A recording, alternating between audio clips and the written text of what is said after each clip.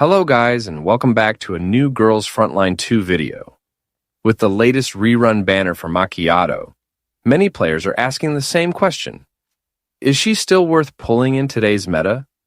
She was one of the earliest SSR characters released in Girls Frontline 2, and at launch, she was widely considered one of the strongest damage dealers in the game.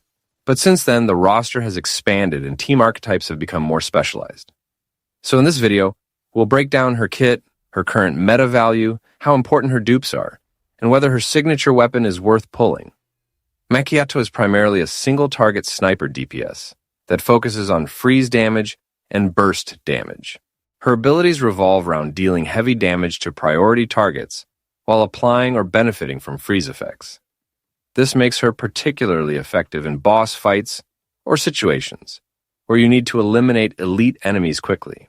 Her kit also gives her a bit of survivability through effects like frost-based defensive shields, allowing her to stay safe while delivering high burst damage from range. Because of this design, she has always excelled in encounters where deleting a single dangerous enemy quickly is the main objective.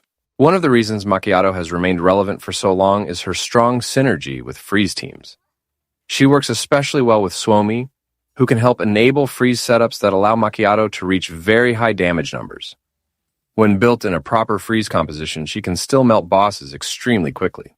Even outside of dedicated freeze teams, though, she remains a reliable secondary DPS, thanks to her strong burst potential and consistent sniper damage. When it comes to the current meta, Makiatto is still a very strong character, but she's not quite as universally dominant as she was at launch. Early in the game's life cycle, she was considered one of the best DPS units available, but newer characters have introduced different damage archetypes and team strategies. Because of that, she's now a bit more situational, shining the most in boss content and freeze-focused teams rather than every possible lineup. So who should pull for her? Makiatto is still an excellent pick if you want a top-tier single-target sniper, if you're building a freeze team, or if your account needs a strong boss-killing DPS. On the other hand, you might consider skipping if your roster already includes multiple high-end damage dealers, or if your account is built around other team archetypes like burn or multi-hit strategies.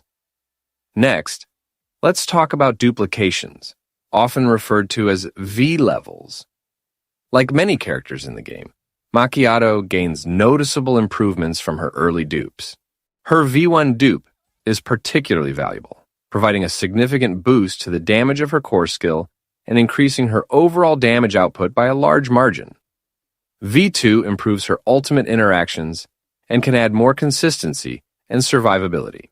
However, it's important to note that V0 Makiatto is already fully usable in all content, so most players don't need to chase multiple copies unless they're trying to maximize her damage.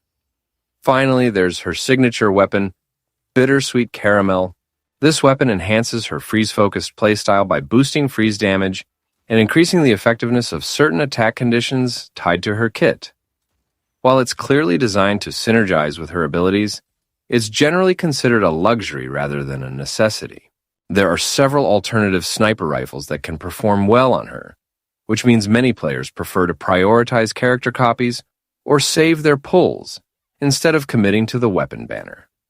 So, what's the final verdict?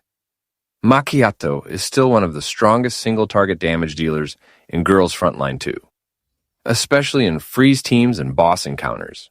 If your roster needs a powerful sniper DPS, or if you're building around freeze mechanics, her rerun is definitely worth considering. But if you already have several strong damage dealers, and you're saving for upcoming characters, it may be reasonable to skip this banner.